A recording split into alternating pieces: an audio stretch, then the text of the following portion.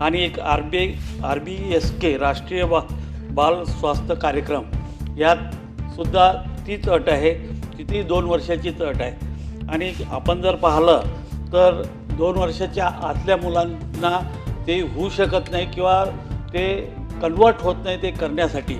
त्याच्यामुळे त्याची एज मर्यादा जी आहे ती 5 वर्षाची जर केली तर खऱ्या अर्थानं त्याचा उपयोग जास्त प्रमाणात होईल। आणि आमच्या अमरावतीला आमचं सुपर स्पेशालिटी हॉस्पिटल आहे, तिथं आत्तापर्यंत आम्ही 12 सर्जरी इथे केल्या। आम्ही तिथं त्याला DPDCमधून नाविन्यपूर्णमधून ते पैसे त्यांना दिले आणि त्या नाविन्यपूर्णमधून त्या शस्त्रक्रिया केल्या।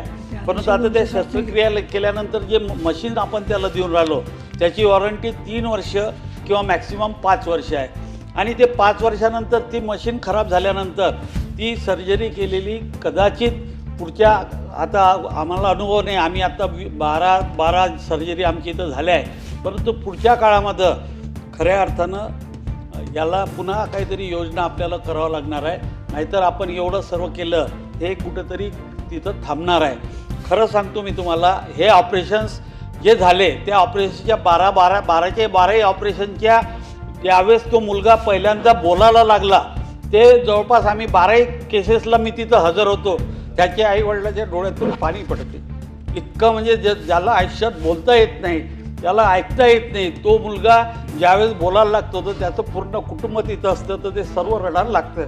आणि एवढी चांगली योजना आहे त्याला खऱ्या अर्थानं शासनानं मंत्री महोदय फार इंटरेस्टनं काम करत आहे या विभागामध्ये। मी दाव्यानं सांगू शकतो की 15-20 वर्षात असे आरोग्यमंत्री आपल्या राज्याला मिळाले नाही ज्या तडफेनं ते काम करत आहे। ह्या योजनेमध्ये आपण पुढाकार घेऊन केंद्र शासनाकडे आपल्याला फॉलोअप करावं लागेल। नाही, सत्य परिस्थिती मी तुम्हाला खरं सत्य परिस्थिती सांगतो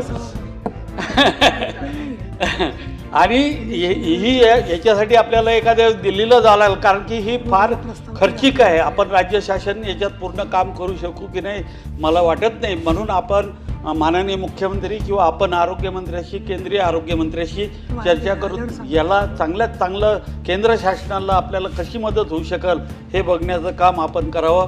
हे 2 माझे मुद्दे होते। सभापती महोदयांचा आभार मानतो, मला 2 शब्द बोलण्याची संधी।